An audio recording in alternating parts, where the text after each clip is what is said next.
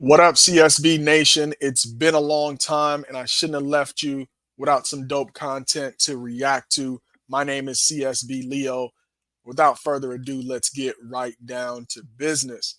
Right out of the gate, let's run up the score by hitting that like button and subscribe button, and let's get to 1,000 subscribers ASAP. Today, as always, we are talking about the Colorado Buffaloes heading to Fort Collins to take on their in state rivals, the Colorado State Rams. Coach Prime and the Buffaloes are coming off a tough loss against Nebraska, but this game, it's the perfect opportunity to get back on track, so let's dive in.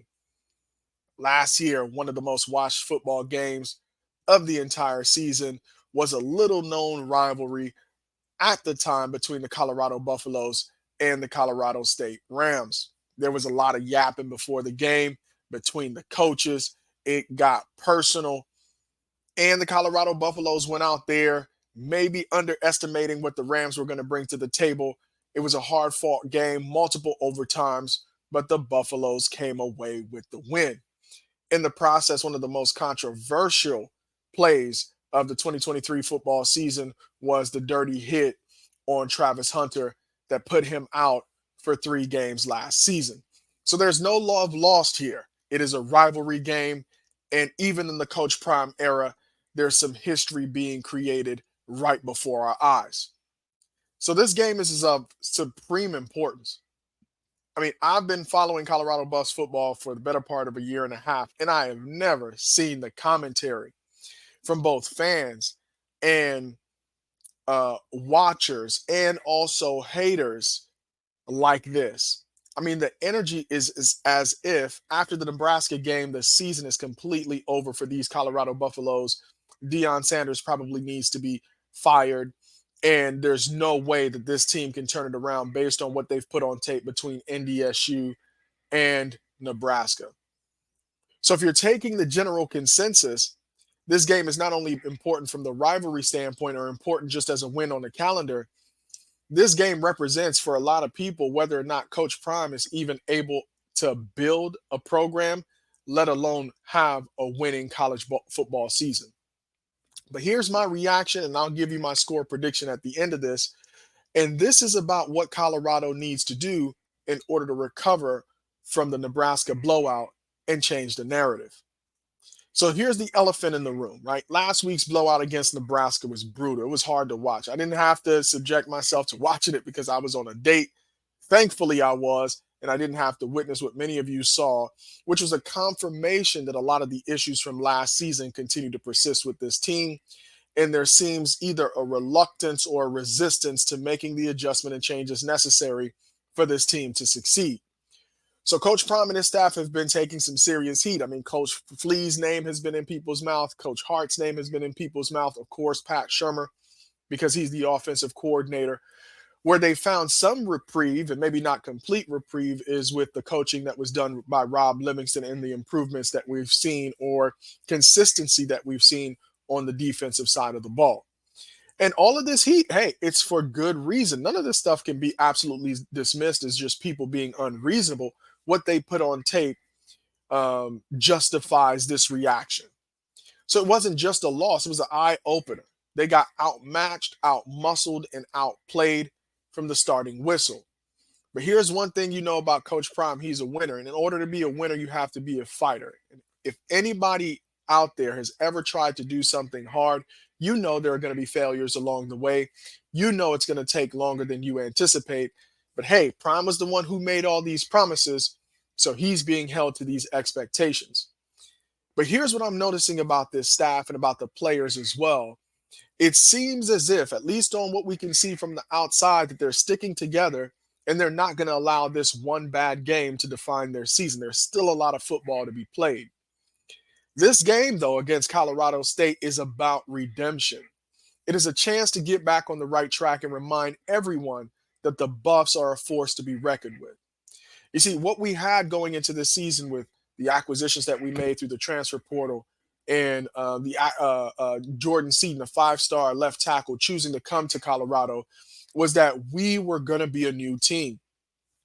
And although you cannot expect a team to be completely transformed from one week to the next, what we would need to see to understand that the Buffs are back on the right track is to address the issues that have persisted from last season to this one. Also, right, as if you needed any more motivation than to recover from the blowout in Nebraska, this is a rivalry game. And this is not just a rivalry game where I think the Colorado Buffaloes can walk out of Fort Collins with just a win and pat themselves on the back. They need to bounce back in a very dominant way, and they need to do it on the road in a hostile environment. Where does all of this start? Where is the turnaround going to start? Well, it's going to have to start with the offensive strategy.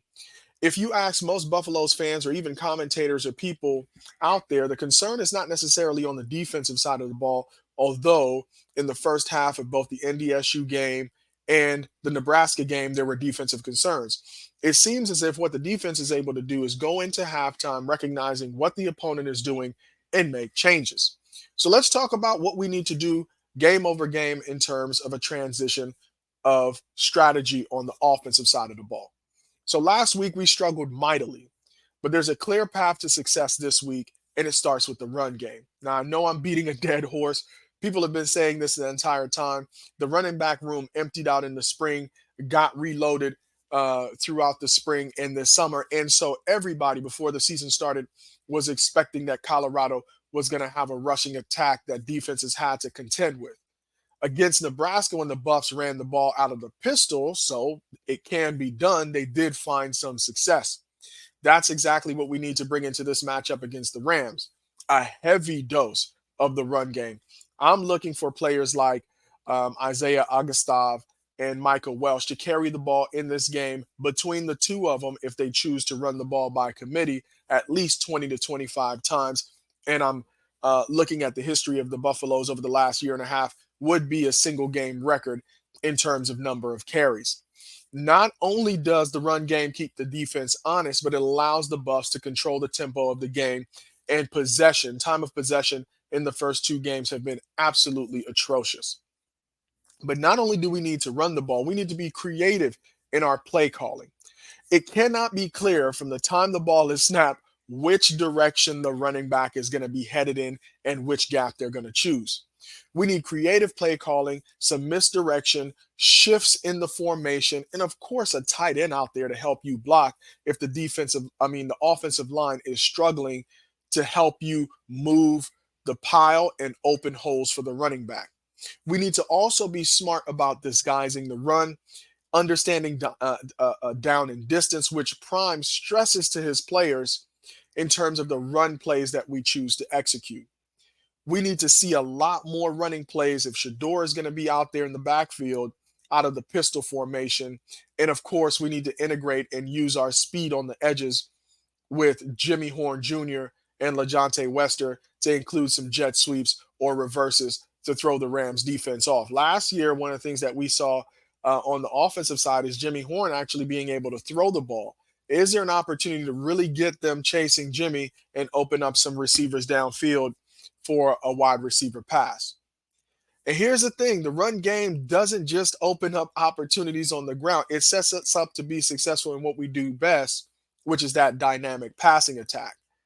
And we need to not only be looking downfield for opportunities, we definitely need to see an improvement in our short passing game, our quick game that gets the ball out of Shador's hands quickly and helps him develop rhythm early in the game. So let's talk a little bit about the short passing game, right? So we need to execute short, quick passes to move the chains and keep Colorado State's defense on their heels. That's what's going to actually open up those deep shots downfield where you're going to see guys like Jimmy Horn or Travis Hunter or Will Shepherd running free because the defense will be preoccupied by both the run and the short pass game.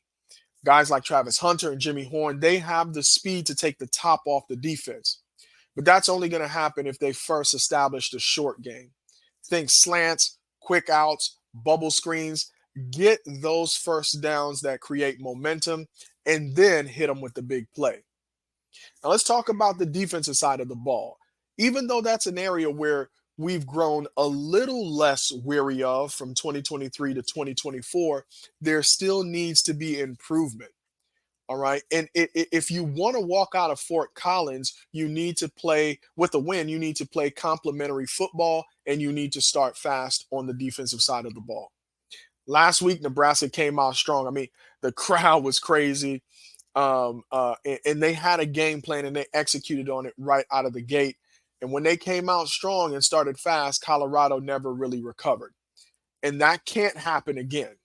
We can't have Nicolosi and the wide receiver, who's a very, very dynamic, Horton, who's a very dynamic wide receiver, get into rhythm early in the game because it can get pretty ugly pretty fast. Football is a game of momentum. It doesn't matter how good you are per se if you don't start in a way that creates momentum, or if your opponent starts with the momentum, being able to stop that momentum early on. So we need eyes on the quarterback. If you remember for last year, Nicolosi can run. He is mobile, and the Buffs need to contain him. They're going to be watching that NDSU film to figure out how Cam Miller was able to be successful in the run and try to replicate that early in the game. Whether you're using a linebacker or a safety, somebody has to be spying on the QB at all times to prevent those sneaky runs that can extend drives. Next, we need to shut down the crossing routes. They ate us up last year on the crossing routes. We've had issues with the crossing routes, particularly in the NDSU game, that we need to shore up. We need to take away those early crossing routes and force Colorado State to throw the ball to the outside and make them one-dimensional. I believe that we have a secondary that can make plays if Colorado State is forced to take shots down the field. Finally, the defensive line needs to show up both in stopping the run, but in this game especially, putting pressure on that quarterback, creating pressures, sacks, quarterback hurries, and forcing the quarterback to make decisions that are quick and outside of the rhythm that he might have established so far in the season with his receiving core. So the defensive line has to step up and make life miserable for the Rams quarterback. I'm talking about relentless pressure, blitzes, stunts, you name it. We need creativity in our pass rushing and play calling. Pressure leads to mistakes, and mistakes lead to turnovers. And finally, for a team that's coached by Deion Sanders, I'd love to see more turnovers on the defensive side of the ball. We need a strip sack, an interception, make them fumble the ball, and then capitalize on those opportunities by giving the ball back to the offense, or maybe even picking up a pick six or returning a fumble for a touchdown. A couple of big turnovers early will silence the crowd, and we want this game to be over by halftime. So here's my final thought and prediction. All right. And I've said it on multiple shows. You can go back, watch the tape, especially on TLP Sports Club, Big Tiger Media, all of those guys that are giving us content creators an opportunity to go on their platform and share our thoughts. Big shout out to you. So for us, this is a game of redemption. We know we cannot let this one slip because this is our chance to bounce back in a rivalry game on the road and prove that we can play and win under pressure. I fully expect that Prime is going to make the necessary adjustments. In this game, we're going to truly lean into the run game. We're going to open up the deep passing attack by having a balanced run and short pass game. And the defense is going to come out of the gates firing on all cylinders. So here's my prediction, and I've said it multiple times. You can go back and take a look at it. Colorado Buffaloes 24, the Colorado State Rams 14. Coach Prime is going to get his redemption this week, and the Buffs are going to leave Fort Collins victorious. If you agree or disagree, hit that like button anyway. Comment below your predictions, and don't forget to subscribe to the channel for more Common Sense Buffs content. Let's get to 1,000 subscribers, y'all. And always remember, it's not about how you start, it's about the finish. Sko Buffs.